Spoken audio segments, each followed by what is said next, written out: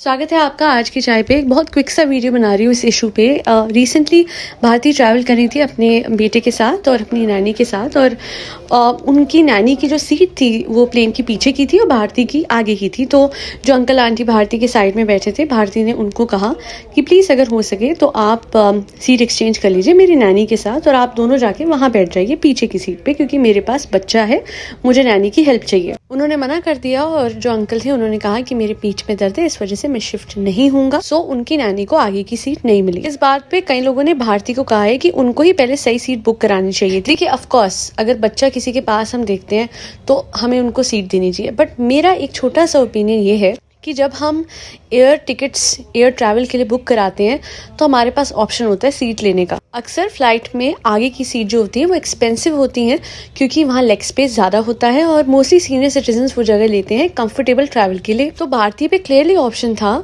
Seat select करने का अपनी नानी के लिए, और ऐसी सीट सिलेक्ट करने का जहाँ पे उनकी नानी उनके साथ पे बैठे। अच्छा, भारती कह रही थी कि पीठ के दर्द का बहाना हो सकता है कि वो ऐसे ही दे रहे हो, वो बहाना भी कोई सही नहीं था।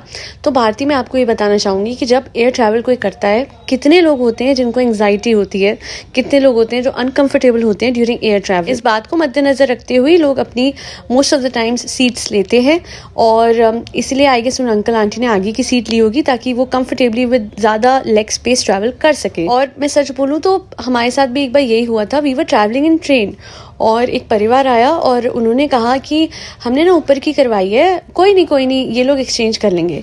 और ऊपर एसी बहुत तेज़ होता है, जो ऊपर के बर्थ होते हैं। तो मैंने और मेरी मदर ने यही कहा कि हमें सीवियर एस्थमा है, सो इट्स नॉट पॉसिबल कि हम ऊपर लेट सके। आप विश्वास नहीं करेंगे, वो यंग कपल था और उन्होंने कहा नहीं कोई बात नहीं, आप लोग ऊपर सो जाइएगा, ऐसे कॉन्फिडेंस के साथ जैसे हम उनको ऊपर की बर्थ दे रहे हैं।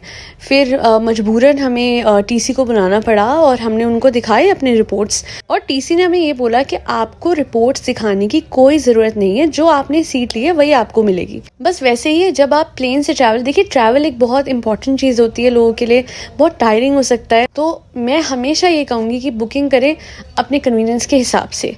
हालांकि एक मुझे पॉइंट लगता है जो शायद भारती के साथ हुआ, क्योंकि वो फ्लाइट ऑलमोस्ट फुल थी तो उनके पास ऑप्शन नहीं होगा वो सीट्स सिलेक्ट करने का।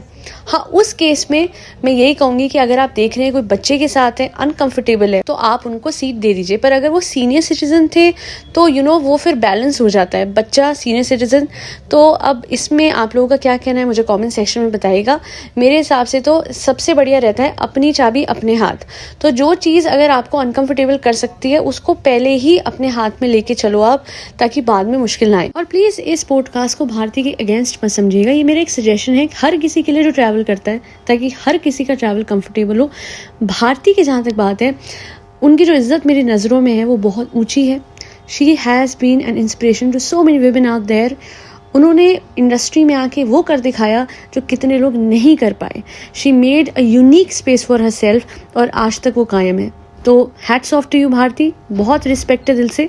ये सिर्फ एयर ट्रैवल या नॉर्मल ट्रैवल को लेके एक सजेशन है, बस उतना ही कहना था। गोले के लिए बहुत सारा प्यार, बहुत प्यारा बच्चा है वो। आज के लिए इतना ही। Do not forget to like, share and subscribe to आज की चाय। Thank you so much for tuning in to आज की चाय पॉडकास्ट।